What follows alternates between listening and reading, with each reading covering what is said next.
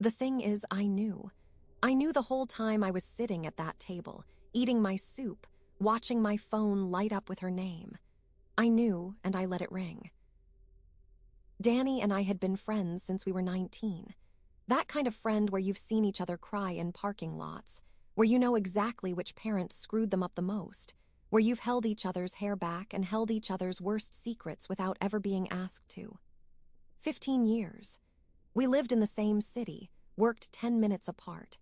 We had a standing Thursday dinner, her apartment or mine, didn't matter, and we almost never canceled.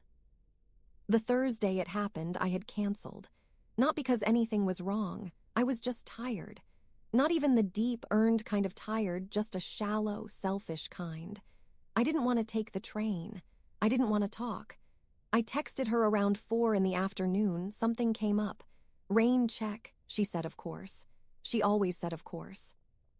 She took the train alone that night.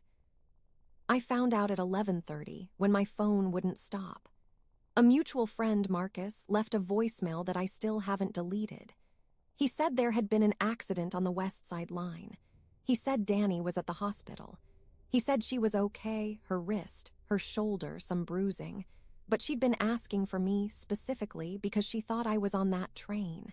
Because I almost always was. Because I should have been.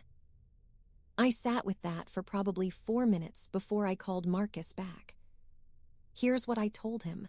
I said I'd been on the earlier train, that I'd gotten off before it happened, that I hadn't even heard the news yet, and was I okay? Yes, I was fine, I was just shaken, thank you for calling.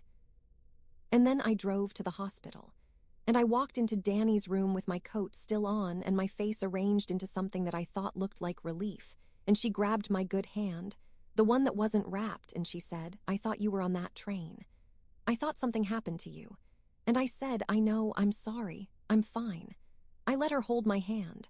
I let her cry a little. I sat in that plastic chair next to her bed and I let her believe that I had been there. That we had both gotten lucky. Here's the part I keep turning over. I told myself it was kindness. That she'd already been through something frightening, that she didn't need to feel the extra weight of knowing I hadn't been there, that I had canceled, that she had ridden alone because of me.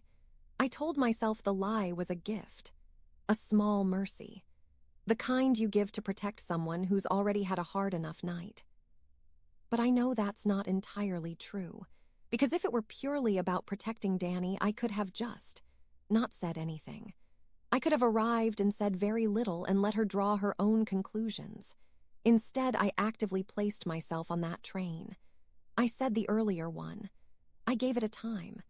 I filled in the details with something solid and specific because I needed her to not look at me too closely.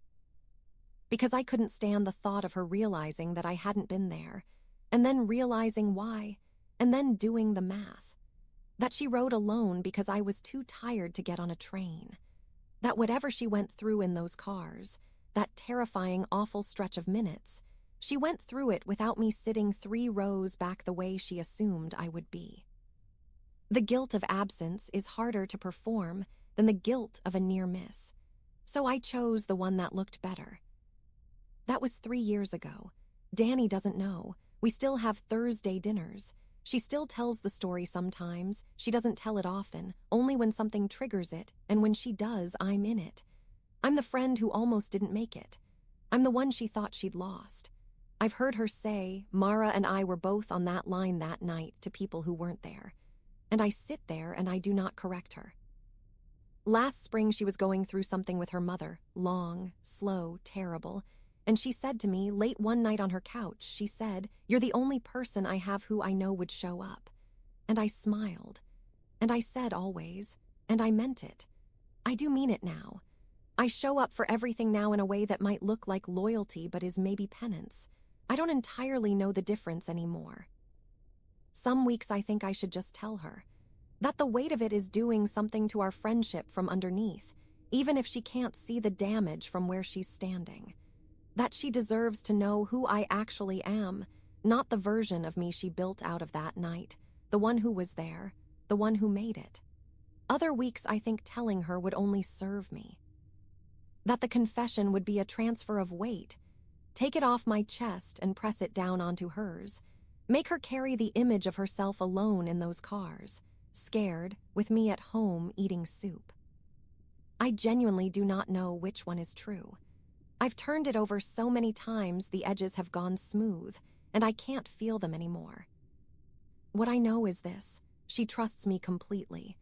And I have done nothing since that night to deserve it.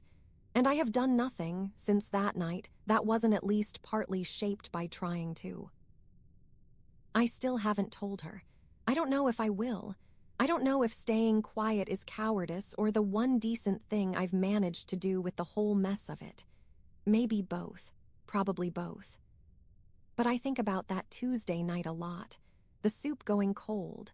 The phone lighting up. The exact moment I chose which version of myself to be. What would you have done?